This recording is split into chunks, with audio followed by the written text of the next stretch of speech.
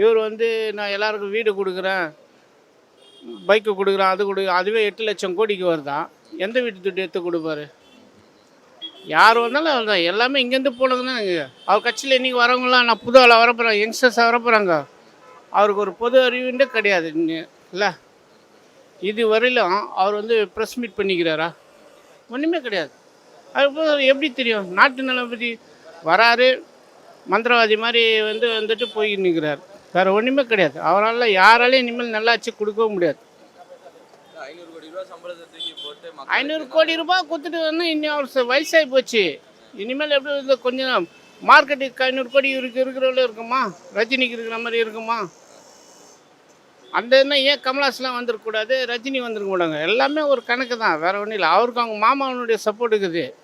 Master படம் எடுத்தார்ல, அவங்க மாமாவனுடைய support இருக்குது. அந்த பணத்தில் அவர் வந்து ஃபுல்லாக அவர் வேலைச்சேரியில் ஒரு மால் வேறு கட்டுறாங்க. அதெல்லாம் இது பண்ண சும்மா அரசியல் வந்துட்டு என்னதுக்கு? எல்லாம் கணக்கு தான், வேறு ஒன்றுமே கிடையாது. மக்களை ஏமாற்ற வேலை தான். இவருக்கு என்ன அரசியல் தகுதி? அரசியலில் என்ன இது ஒரு போராட்டம் கலந்துக்கிறாரா?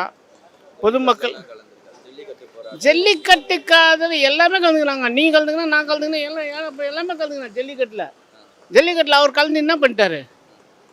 ஜல்லிக்கட்டு கலந்துக்கினாரு, லாரன்ஸ் கூட தான் கலந்துக்கினாரு. லாரன்ஸ் கலந்து எவ்வளோ ரூபாய் செலவு பண்ணார்? அது எவ்வளோ இழிவான வார்த்தை வந்தது. இவர் என்ன தப்பு பண்ணிட்டாரு?